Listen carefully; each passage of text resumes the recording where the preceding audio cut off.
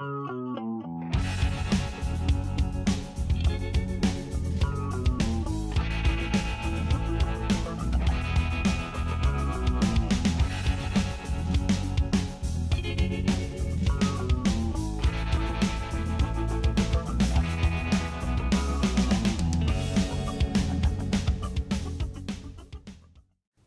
next one is 4. Wait, I know this. I know this.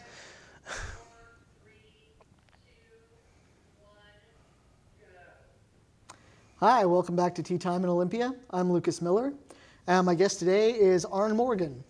Arn is not only the guy who helps us set up here and does all kinds of great technical stuff for the show, like putting these microphones on us and making sure our cameras and lights are set up properly, and doing all the magical technical stuff without whom we could not bring you this show.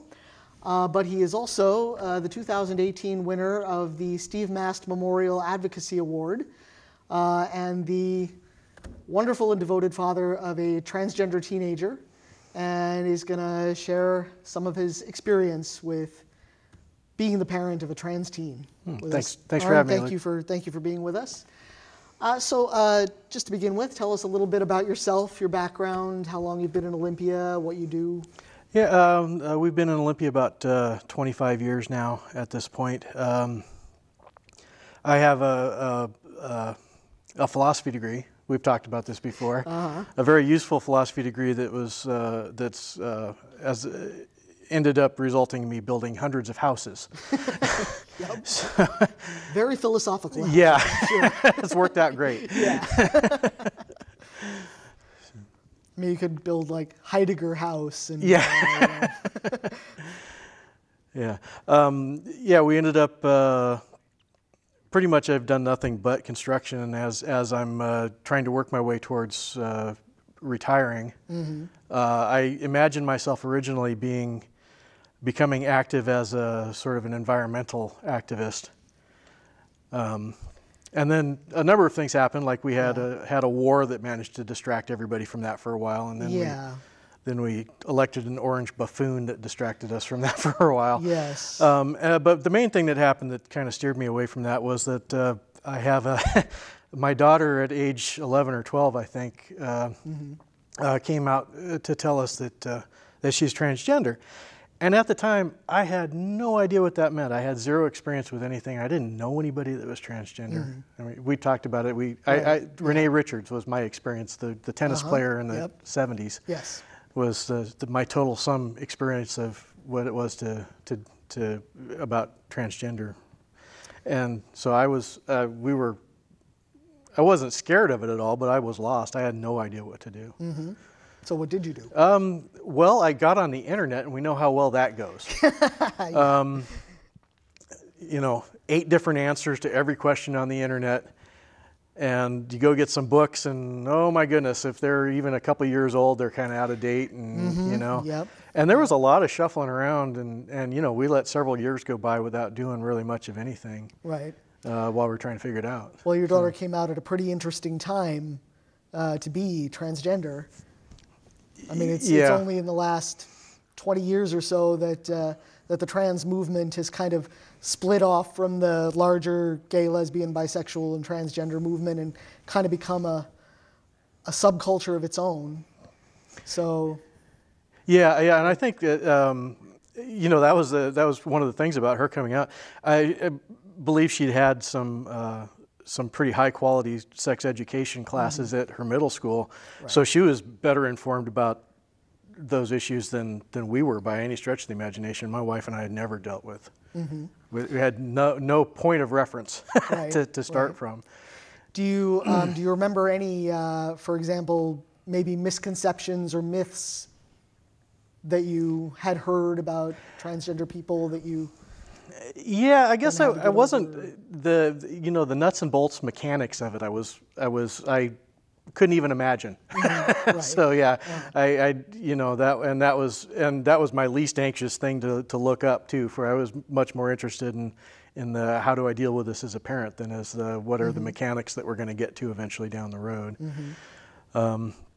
I think my wife maybe had a little bit more trouble than I did. I think I'm a little more observant than she is. So I saw my daughter doing some things that made me wonder before she came out. So it wasn't really a surprise to me. Like what sort of things? She started experimenting with nail polish and how she looked and everything, and which was interesting because as a boy she was sloppy. I mean, just always looked disheveled, and so it was weird to see her start doing that sort of thing. And then, it was just one of those, I wonder what's going on there. I wasn't really particularly worried about it. I know kids go through all kinds of different fashion type things as they're growing up. But when she came out, it was like, oh, okay, that explains that. Whereas my wife was just knocked over. I guess she just didn't even occur to her that was something was going on. Okay. So, what would you say was your biggest concern as a parent when your daughter came out? Yeah, absolutely. What were you most worried about? I worry about bullying. I worry about violence. I think that's every parent is their main concern with this. Because ultimately, I didn't really, be whoever you want to be. That's what I always wanted to be. It's just whatever. When I was a kid growing up, I would see other people and myself where there's always some support group that tells you, oh, you can be whatever you want to be when you grow up. And then that same support group or other people will then tell you, but you can't do this because you're too short. Or you can't do this because you're not smart enough. Or, you should give up on basketball because you're only 6'1". You're not ever going to make it in the NBA at 6'1". That sort of thing. And, so when my kid comes to me and says, hey, I'm transgender, it's like, okay. I'll support you with that because I'm not going to be one of those people that says, no, you can't do that because that would be really inconvenient for me. Yeah. And I think that's pretty much your basis for wanting to keep your kids where they are, is because it would, inconvenient for you. So has that been the case? Have you found it to be? Well, there's definitely it's projects. There's work involved with it. Right. But I mean, we have an older daughter and then a nephew that's lived with us quite a lot that we raised before we got to my youngest daughter, and one of them was kind of a juvenile delinquent. The other one was like a Rhodes Scholar. I mean, she was the parent in the house. My wife and I would be acting like dorks, and she would get us in line. And I'm talking about when she's 7 or 8. She was she was the adult in the house. Yeah. So we didn't really have. So this was just a whole new adventure in parenting. And it's maybe a little bit more work in some ways than definitely than my little dictator Rhodes Scholar child. But the juvenile delinquent that we had, I took a lot of phone calls to keep him out of jail. So, at 7 or 8 years old. Wow. Yeah. So you mentioned your concerns about violence and bullying. Have you seen any of that come to pass, or was that? Boy, I think we've been really lucky. The high school that she goes to now has been really pretty supportive. The school itself, there are staff people that still need some education and a little thump on the head every now and again. But for the most part, the people that matter at the high school are doing a really good job. So we got really lucky that way. Yeah. The other kids there in this neighborhood, the vast majority of them just rolled with it no problem. She came out at the beginning of her junior year. We went into the high school to begin with, before the year started, and said, let's get this all sorted out and make sure we don't have any problems and get it all taken care of. And the school got on board. Most of the school got on board. There's always one you got to deal with. But then most of the kids just rolled with it and didn't have any problem. We had a little bit of kind of passive-aggressive bullying when we tried to do something for the Day of Remembrance last November. Painting the rock? Yeah, they have a big rock outside the front of the school that they paint things on. And there was a memorial on, and part of the problem was that there was a memorial on it that had been there for a couple of years for a kid that nobody knew anymore, because it'd been there for a couple of years. But there were kids that took offense to that. And we didn't take the whole rock, we just painted one side of it. Okay. Because we wanted to be respectful for that, because we couldn't get anybody to make a decision. And the school said, well, okay, if you're only going to paint one side, that's fine. So they let us in there to do it. But immediately got painted over with some anti-trans graffiti. And boy, nothing gets me fired up like, and I can go out there and paint that thing every day for the rest of my life if I have to. I got a lot of paint and a lot of paintbrushes and a credit card. I go get some paint and get back out there every day. Yeah. Put a tent up over it and heat it up, and all winter long I'll keep repainting that if you're going to go ahead and do that, because that doesn't fly with me. Yeah.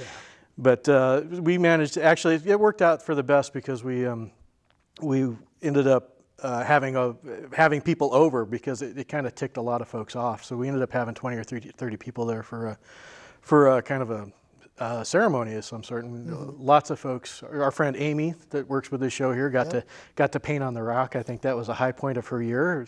Was the impression I got.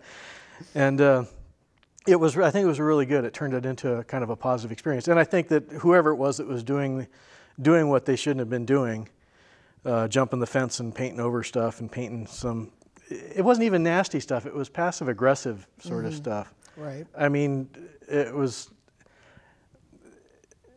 one of the things that they painted on there was, something about cis rights or something. It's like, who uses cis as a,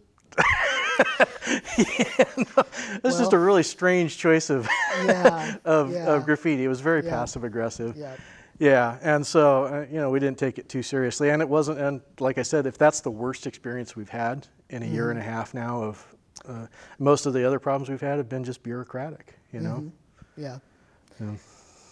So the school has been supportive about things like using her correct name and correct pronouns. And in Washington State, it's nice because they have a really set policy that the rules make it very easy to use whatever name you feel comfortable with.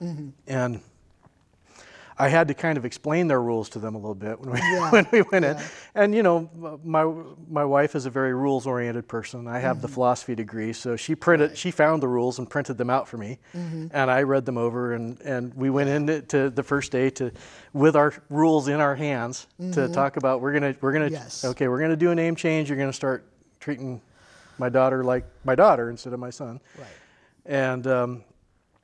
And I had to, at one point, literally with the counselor, okay, see, it says right here, it says or, it doesn't say and, it says or. You can have one of these things. You don't have to have a document and all we need to do is have a letter from the parent saying this is what we would like you to do. And you have to do that. And okay, all right. So he was happy with it. And the problems were actually with minor bureaucrats below not want, just, I think they didn't like the idea, so they kind of dragged their heels and were problematic about it. But we got past it, and for the most part, it was not an issue. Good.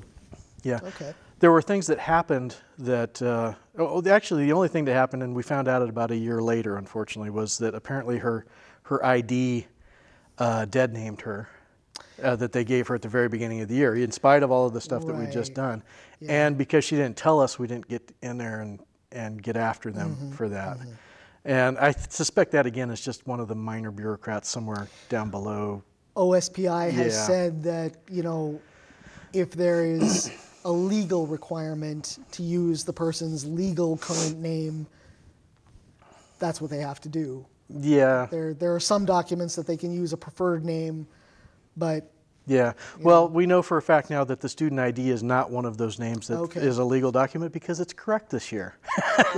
Because we found out about it and made sure it was correct this year. So it's one of those things. It's just some extra homework that you have to do as a parent, you know. So.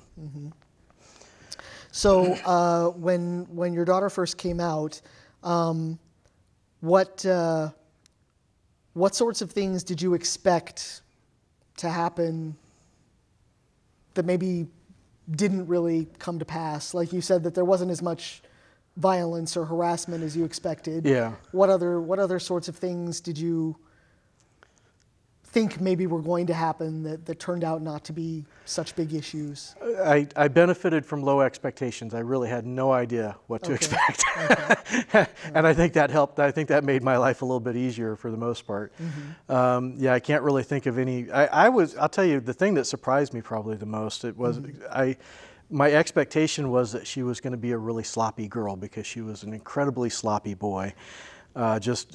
You know, well, it turns out that was her tomboy phase, is what we've decided. Right. And yeah, and now she is like a fashion plate. She's her hair is perfect and her makeup is perfect, and it's just, I never would have imagined that coming to pass. But she's a very attractive young woman at this point.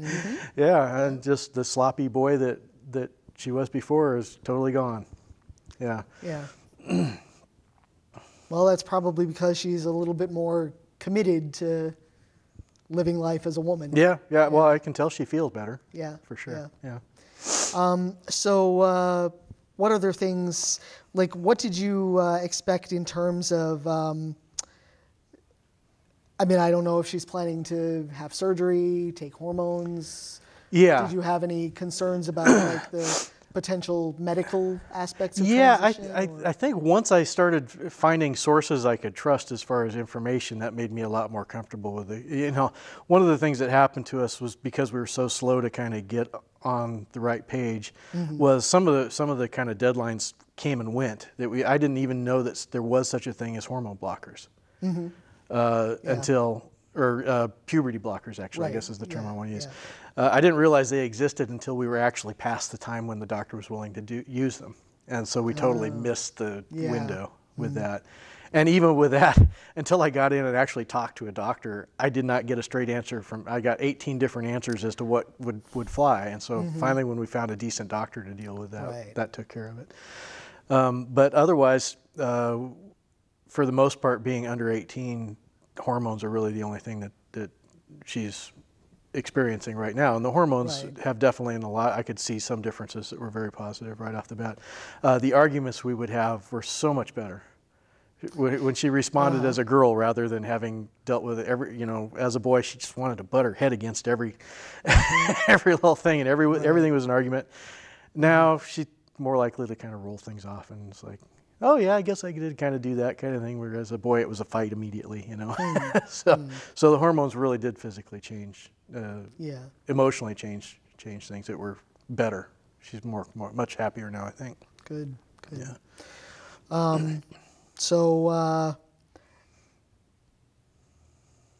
you mentioned Renee Richards, who was one of two very high-profile trans women at that time, back in the late 60s, 70s. Yeah, early 70s is what I want to say. Christine Jorgensen was the other who transitioned like during the 50s, and then Renee Richards came along in the like mid to late 70s. Yeah.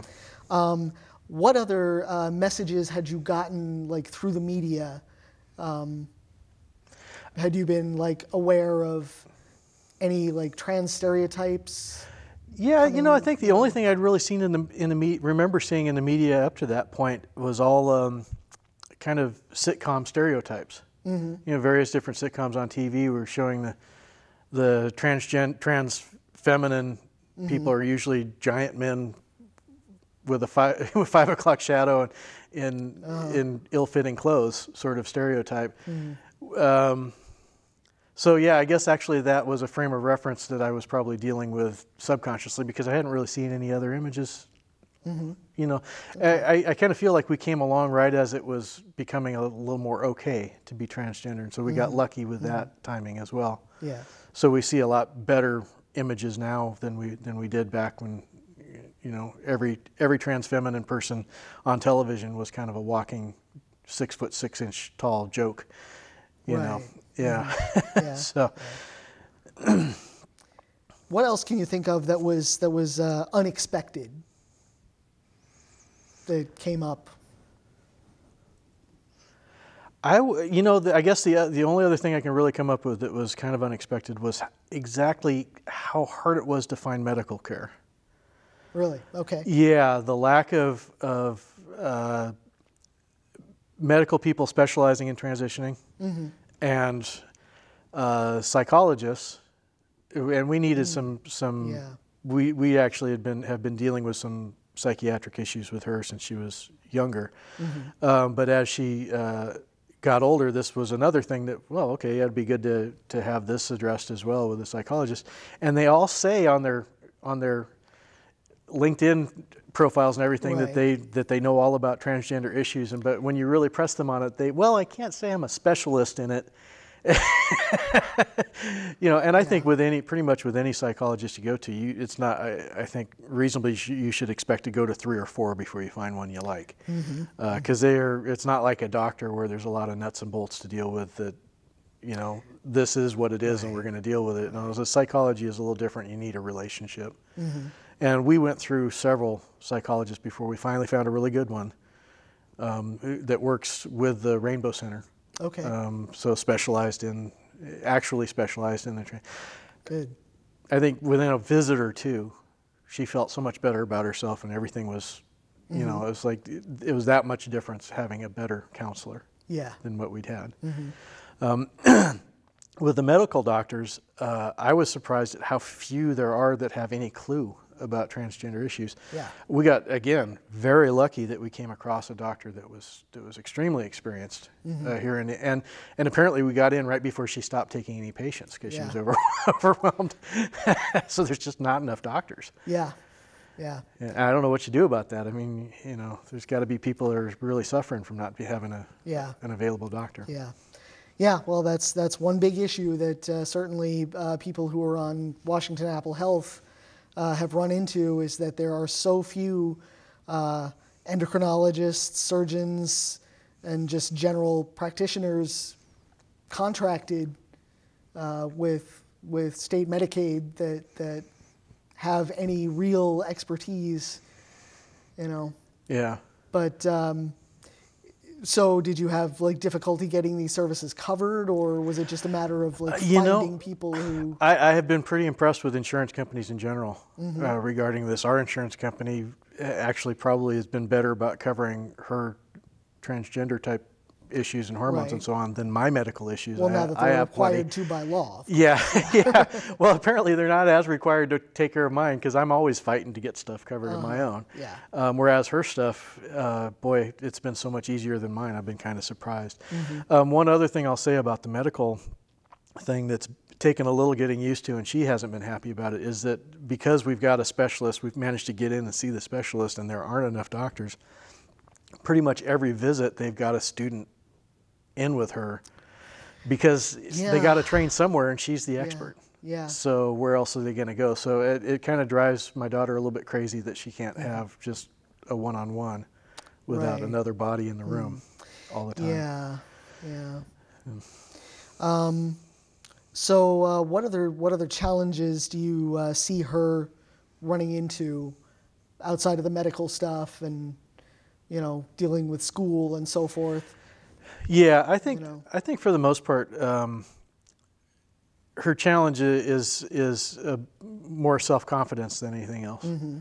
There are a lot of days when she just doesn't feel like she's ever going to be female enough. I've heard her say that, and a lot of that is in her head, And it doesn't help if you've got knuckleheads out in society that you have to interact with that kind of push you in that direction for sure. And so that's always been my concern. Hopefully we're giving her a basis, some sort of confidence to just not worry about what other people say. I am saying that to her on a regular basis. All you can do is what is you. Yeah. You can't be worrying about what other people think. Most people are knuckleheads anyway. Yeah.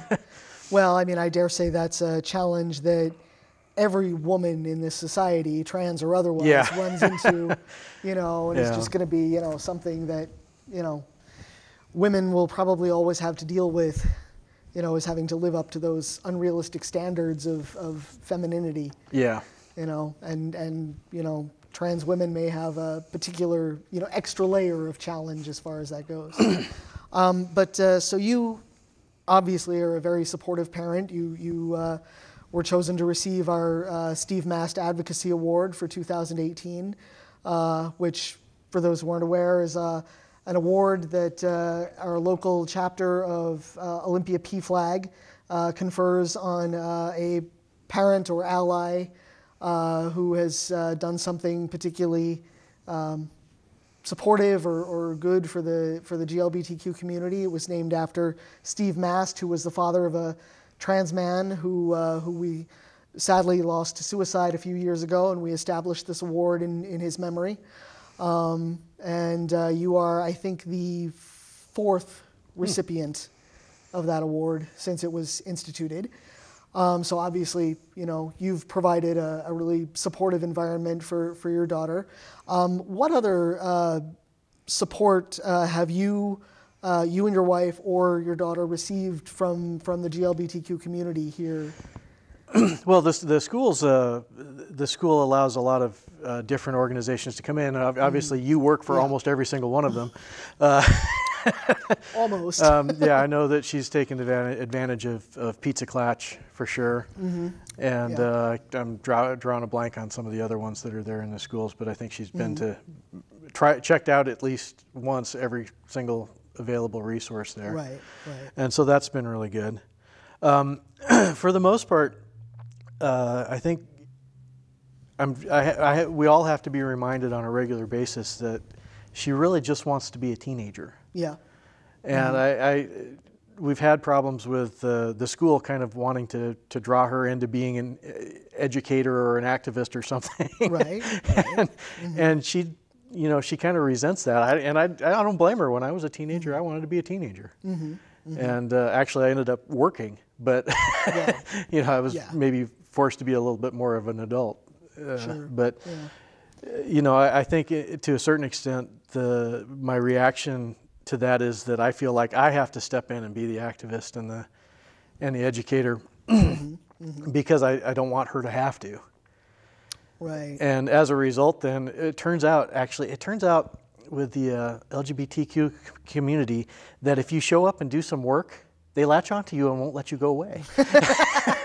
No, we won't. So all of a sudden I was moving furniture and I was unloading trucks and I was telling people where to go, and I don't know what happened. I just got sucked in, and next thing I knew I was volunteering all the time, doing everything.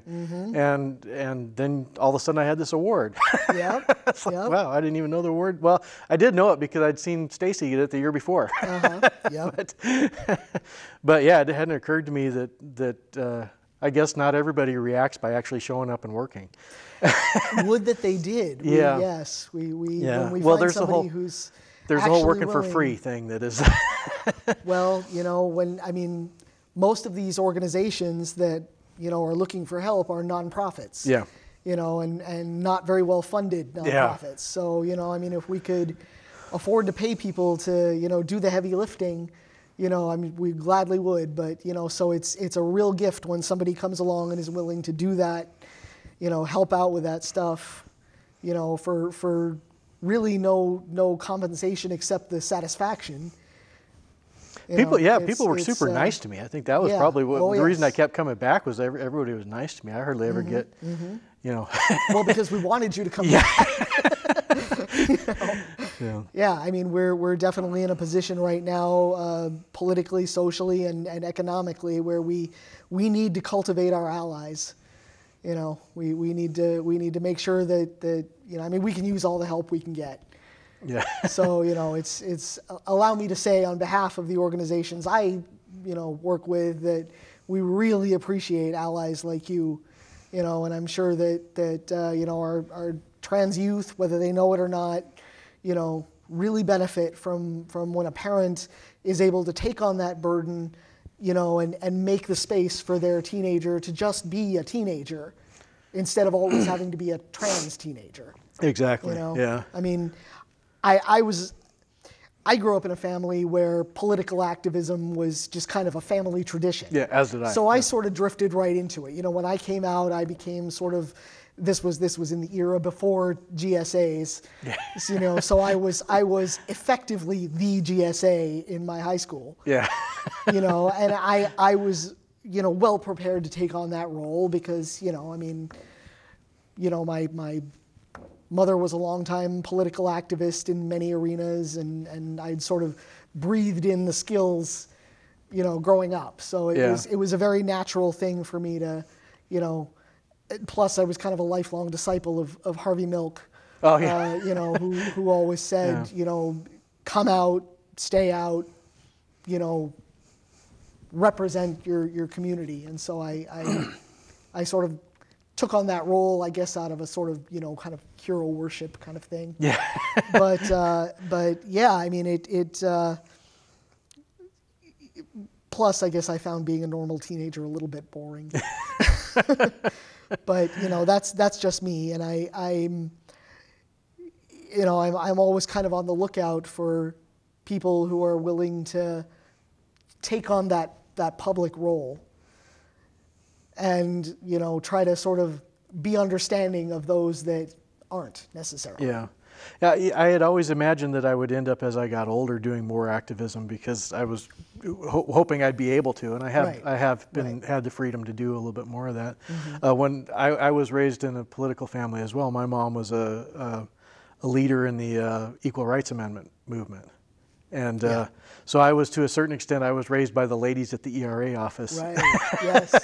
I was very often, I would get dragged in there and then sit at a table, and I learned how to staple things and collate and at a very young age. And, she lobbied at the state capitol, and I would wander around and look at all the furniture and so on at the state capitol while she was off leaning on a legislator. Yep. So yeah, it was ingrained to a certain extent to do it. I just, the only real difference is that I had no idea I was going to end up being a transgender activist. It's funny how life puts these things in our lives. Never would have seen it in a million years. So what are your daughter's plans? Well, she's, fortunately, I think we finally have said the word college in front of her enough times that it finally gotten into her skull, and she's starting to look at college. Okay. It helps that she found a technical college that seemed to interest her. It was the first time she's been excited about it. We took her on a tour of Western State University, and it's definitely a very nice campus, and it looked like there were a lot of opportunities for her, and she kept talking about how she was pretty sure she was going to kill herself if she had to stay there. Even though she couldn't come up with anything bad to say about the place. I think she just would have felt isolated and like she didn't have a purpose there. And so the technical school immediately showed her some stuff that was kind of right up her alley, and where she felt like she could create things that were of value and so on. So, knock on wood, that this is going to stick, and we'll manage to get her off into college. Good. So another thing that you've been doing is being part of our PFLAG sponsored parents support group, which is a support group for parents and family members and friends of transgender or gender nonconforming people.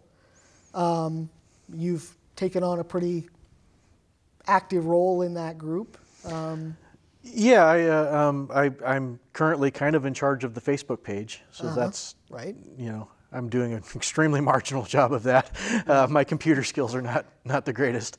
I'm sure they're better than mine. Yeah, and I'm just going out every time.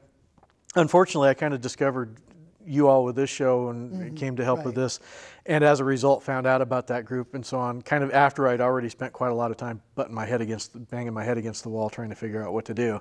So I unfortunately got there a little late, but now that I have gotten the help from working with you all and going to the support groups, I kind of feel like now I want to go every time in case I can actually help somebody else not have to bang their head against the wall so much. Feel like I'm contributing something of all the learning from my mistakes that I did for the first first number of years. So you found the group to be a useful resource. I feel like we've helped some people. And definitely I just about every time I learn something, something small or whatever, but more than anything else, it's a matter of okay, you're not doing it. I think people go in there figuring that they're destroying their children forever. Children are really resilient. I mean, you can do a whole lot of stupid things and they'll still come out okay. I've already got a couple of adult kids now that have turned out great in spite of me. So I have high hopes that I can manage to pull it off with this one as well. And so I try to help other people realize that, it's going to be okay. You just need to do the best you can and you'll be all right. Well, I think, kids know themselves a lot better than we sometimes give them credit for, and sometimes the best thing to do is just listen to what they want and what they need. And just kind of maybe point them in a direction. Right. Yeah. But it's, I guess to some extent, I've never been a parent, so I'm, sort of talking as someone who's been a child, but not been on the other side of that equation. But you know, I guess every parent has to advocate for their child in some area. You know. Yeah, and I'm a big I was a building contractor for a long time, and you absolutely kill yourself if you can't learn to subcontract things out and make other people do some of the work. Yeah. And so I keep reminding myself I need to actually advocate for my kid in such a way that I'm teaching my kid to advocate for herself. Right. Because you know, unfortunately, she had two parents that worked all the time, so she's you know, has not really had a whole lot of demands put on her Right. up to this point, because you know, we'd go pick her up at daycare and bring her home and feed her, and that's what we did for a lot of years. Right. And so we have to remind ourselves on a regular basis. It's like, okay, you're going to be involved in this process. We're going to have you help with the process. We're going to make sure that you're involved and you have a stake in it. Right. So she, you know, she fills out her own paperwork for her name change. She filled it out, and make her talk to the doctor directly. You have to learn to tell your doctor exactly what's going on. Nobody else can tell you what you're feeling. Right. Right. And so and she's not a real talkative kid. So that's been a challenge, getting her to. You ask her how she's feeling. Oh, I don't know. That doesn't fly. That gets you nowhere with a doctor. You need to you need to be able to articulate what's going on in order to get the doctor to act in your best interests. Yeah. Yeah. Well, but like in terms of like advocating with the schools.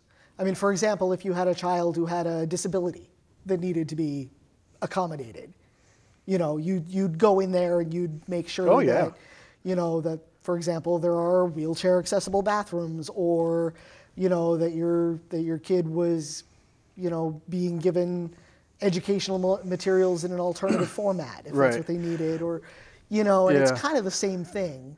Except, you know, well, but if you think about it, though, if you go to any public school at this point, they've got wheelchair ramps all over the dang place. Well, yeah, and that's they've because, got crazy parking for they've got 15 spots for the two people that have need them, and they've got gigantic bathroom stalls everywhere with handrails and so on, because somebody else has done all of that work ahead of time. Right, because years ago, disability activists and the parents of disabled children went in there and you know, fought for the Americans with Disabilities Act, you know, which the Trump administration has since tried to roll back. So it's like, you know, so we're in the process. Those things exist because people went in and advocated for them. Right, and so we've been, over the last 5 or 10 years, or maybe less than 10 years, we've been the ones trying to advocate for making it so it's just a natural thing that's taken care of in the schools. Gender-neutral bathrooms in the schools, for example. You know, as a building contractor, I got to say, it's absolutely stupid that we've had gender-specific bathrooms for this long anyway. You know, most of the dormitories when I was in college in the 80s, in the mid-80s, had unisex bathrooms. I remember the first time I wandered into one accidentally, I was very confused as to whether I was in the right place or not, and so I did my business and got the hell out of there because I was afraid I was going to get arrested or something. But it really, the second you know, after you've used one once or twice, it's the most normal thing in the world. People just have to do their business, and so long as everybody, most Americans are perfectly normal and capable of minding their own dang business when they go into the bathroom. I went to a small college with co-ed dorms and co-ed bathrooms and showers, so you know, I kind of got used to that early. But you know, it's going to be, if this new the Department of Health and Human Services wants to redefine sex for the purposes of Title IX, which is going to have a big impact on education. And, you know, most likely, you know, if your daughter goes to college, this is going to be a contentious issue that she may encounter, is, you know, the use of bathrooms and locker rooms on campus. You know, could be a, you know. That's one of the things, actually, the whole bathroom issue, early on when she started presenting as female, one of the first experiences we had, we did a fair amount of flying together, the two of us, at the airports and so on. And so early on, as she started presenting as female, going through the security line and using the bathrooms at the airport and so on, I told her, you know what? just walk in there like you own the place. I figure that's always worked for me. Yeah, I mean, you know, the end result is going to be what it's going to be, but definitely I think your odds of getting the best result are if you go in there and act like you own the place. Right. And so I've watched her do that, where she just boom straight into the ladies' restroom and you know. Now when we go traveling, she very often will dress up, right? So that because you know she's smart. Yeah, yeah. You know, you kind of get treated as to how you present, and so she presents extra when she's in that situation, and she's been really successful with it. You know. Yeah. So it's sad that it has to be that way, but it's worked for her. It makes me worry about people who are more non-binary identified or gender non-conforming in their presentation. Yeah, I think that's have the same safety and access. Yeah, I feel that by necessity is probably going to be the next battle is really fighting that particular battle. Yeah. As we're getting better with the transgender issues, I think that's the way we're going to end up going. I certainly hope so. I mean, essentially I mean, we're middle-aged white guys. I mean, I take advantage of that all the time. We're used to acting like we own the place, right? Exactly. I mean, well, and you know, to a certain extent, I've discovered that that's probably my greatest value to this whole thing is that there are occasions when having a whole lot of white male privilege is a great way to go in there and lean on a situation that won't get taken care of otherwise. Right. And again, sad that it has to be that way, but you know, okay, this is my job now, is to go in there and lean in when it having a white dude around is helpful. Yep. So yeah. Which, when you think about it, it's a big part of the role of a father, isn't it? It is actually. Yeah, it is really. And you know, now that I've at least as our society defines. Yeah. Now that I have, you know, I had an older daughter that, of course, was way too smart for her own good and didn't really have time for boys. Still doesn't have time for boys. And so I didn't really have to. Although actually, the one boy she did bring home was so terrified of me that. I didn't have to do anything. I just pretty much looked at him, and that was all I had to do. So, but you're right. Yeah, it is kind of the dad job anyway. So it's a natural fit for me to a certain extent. Yes, and that, of course, is why you are the 2018 winner of the Steve Mast Award. So, what do you see ahead as your daughter gets older, goes off to college, moves into adulthood? What do you anticipate your role will probably evolve a bit? Yeah, I think, you know, at this point, I think as she's almost an adult, I think that an awful lot of our role is just going to be what it would be for any normal adult kid as they go on. The vast majority of the issues she has now, more often than not, if I want to strangle her, it's because she's a teenager, not because she's transgender. You know, and so we got to get her you know, to where she's a little more self-sufficient. She does her own laundry now. Hallelujah. And you know, those are the kind of things you have to teach any adult child to take care of for themselves, because she ain't living with me forever. No. So. I was about 22 before I learned how to do my own laundry. So she's doing pretty good. Well, and it's a lot easier for guys. It really is, because I know when I went off to college, I had a basic understanding of doing laundry, and I also had the advantage of basically having 3 pairs of shorts, 2 pairs of jeans, and about 6 shirts and some socks, and they all went into the laundry on cold. Yeah, well, honestly, I was in and out, no problem. You know, my wardrobe wasn't much more complicated than that even before I transitioned. So, you know. So what are your future plans? Any message you'd like to leave our viewers with? If you have the time, if you have the money, donate it. Most people, because of the state of our economy and our politics, don't have the time or the financial resources to do so. So those of us who do, you should feel obligated to do it. Yeah. Because there's a whole lot of people who can't. Yeah.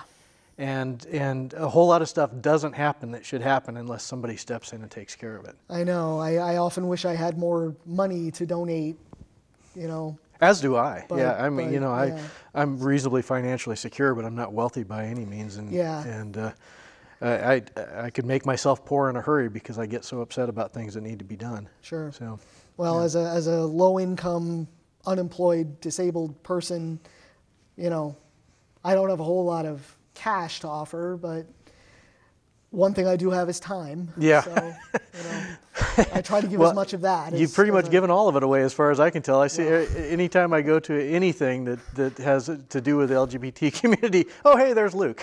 Well, doing something. What can I say? It gets me out of the house. Yeah.